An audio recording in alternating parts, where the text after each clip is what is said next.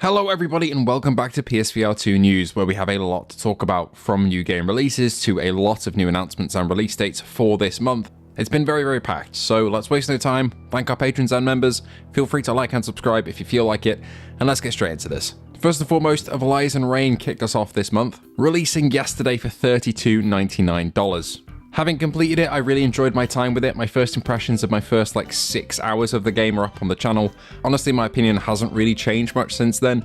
The game's solid, it has some flaws mostly due to budget, and a little bit of jank here and there, but if you're looking for a fairly long campaign that you can take kind of slow and just sink some time into, then this is the one for you, I think. Runs unreprojected or reprojected depending on what you want, a load of options to adjust, and utilizes all the PSVR2 features. Another game that also does that is Rush, and that is releasing today, I believe. I did plan to put my gameplay up today, like my raw gameplay of the multiplayer session that we did, but that's going to go up tomorrow because this video is here today. It's the wingsuiting game that's ported from PSVR1, PCVR, and Quest. A lot of people asked for it, and it's now here, and it is utterly fantastic. It's so much fun. Throwing yourself down the mountains with friends or on your own is an adrenaline-fueling experience, and it is absolutely terrifying when you go hurtling into a tree. So I'd really recommend that one. Again, it runs unreprojected on base PS5, and I think it's 120Hz on PS5 Pro, so even smoother. This is by the Binary Mill, you may know them. They did Gun Club, Into Black, and Resist. They're really cooking right now on PSVR2, so go and support them if you like the look of the game. I do want to touch on some news that there have been some new lens designs and patterns over at Sony Interactive Entertainment. I don't really want to read too much into this, to be honest. I know some people have been getting pretty excited about new patents for new lenses.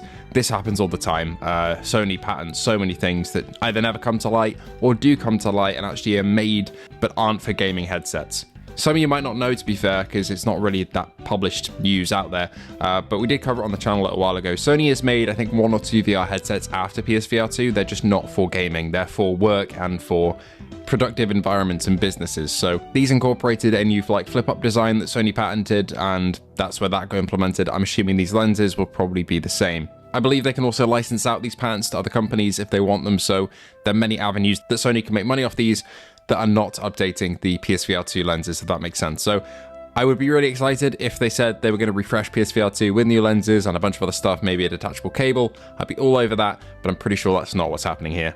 That being said, they did do a refresh for PSVR1, but that was to address kind of subtler design changes. They made the breakout box a little bit more seamless to use. There are a few less cables. The headphone controls and mute buttons were taken off the little side piece and put onto the headset, and it might have been slightly lighter than the original, but compared to completely refreshing the lenses, those are quite incremental changes, I would say, and it's to the point where some people don't know the difference between the Gen 1 PSVR1 and the Gen 2 version of that headset. So if there was going to be a refresh PSVR2, I think it would address kind of those sort of complaints that people have. But unfortunately, there aren't really those complaints with PSVR2 because it's a well-designed headset and fairly future-proofed. I mean, it's been out for 3 years now and people still buy it, and it's recommended all the time because it's a good piece of hardware. And I don't think it'd be something as drastic as a complete lens overhaul. So I really wouldn't read too much into these sorts of patents here. That being said, again, if a V2 did come around with pancake lenses or whatever, that'd be really expensive, but I would still go for it, of course, and I would report it here for you guys, but I'm fairly sure it's not going to happen. Now, we never usually do sponsor segments in these VR news videos, but this one is kind of important. It's November 5th, which means the Black Friday sale for VRROC has started. Use code JAMMYHERO15 for 15% off more than we usually do. This is for a month until December 5th, so please go take advantage of it if you've been waiting to pick up a pair of PSVR2 lenses. This is the cheapest time to get them. They have anti-blue light, anti-glare filters, prescription, non-prescription, and magnetic and non-magnetic options. Get them so you don't have to use glasses, or just get them to protect your PSVR2 lenses so you always have peace of mind. Once again, that's JAMMYHERO15 with the link in the description below. Use my code to save a bit of money. Okay, let's continue.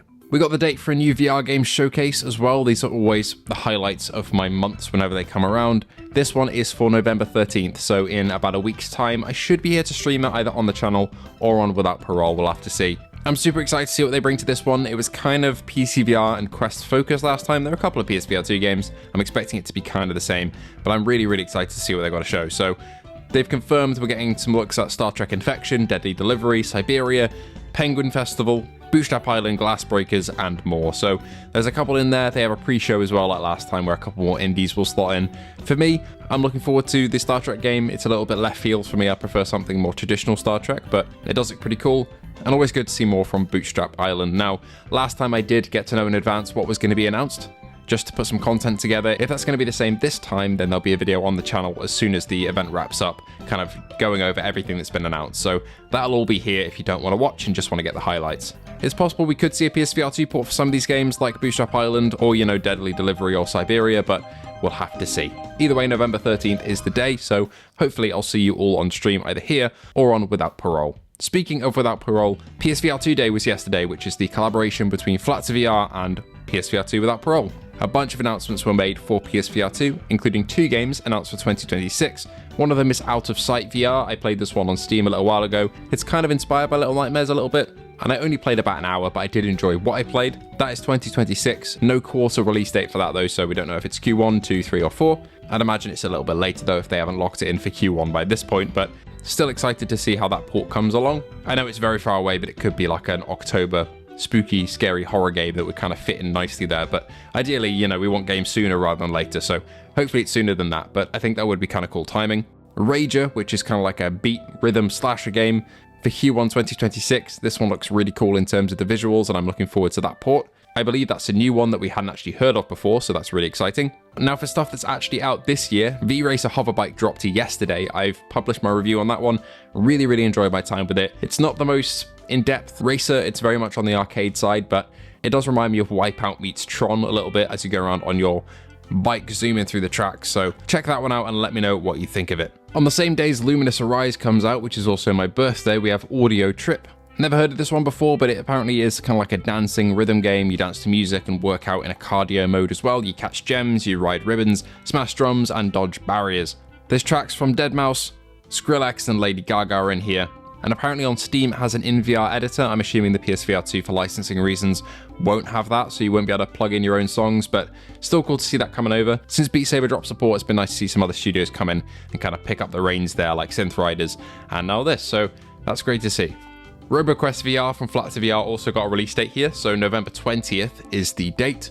This is the roguelite that also has co-op support, I believe, so I'm super excited to try that out. Tons of guns to use, all with manual reloads and a bunch of enemy types to fight, across quite vibrant Borderlands-looking maps. The gameplay of this one seems to be really addictive. I've heard great things about the flat screen version, and we've been looking forward to this for a very long time. We knew it was coming before the end of 2025, but now we've got confirmation that it is this month, in about 16 or 15 days, should I say, from now, so look forward to that. Finally, we've got the release date for ShadowGate VR Minds of Mythrock as well, and that's only 5 days later, 25th of November. This is the first book in the ShadowGate saga, and it brings the adventure series to virtual reality. Step into the fantasy world of Cal Torlin. I'm not really familiar with this, so apologies if I butchered that, like never before, and immerse yourself in this exciting action-adventure game made for VR. It's got mostly positive reviews on Steam. This kind of looks right up my alley in terms of a dungeon exploration sort of story game, so properly excited to see that port come over to PSVR 2. I'll have to get in touch and see if I can get a key for that one, because I imagine it's got a fairly long runtime. Anyway, that'll be all for today. Well done to Brian and Flat VR and everybody who put that little showcase together. That was honestly great, better than what we get at State of Plays, I would say most of the time. Obviously, we got Flight Sim last time, which was probably the best one we ever got, but most of the time State of Plays have less VR excitement than this community and studio run event just had, so that is simply lovely to see there. Let me know what announcement you're excited for, and I hope to see you all in the next one.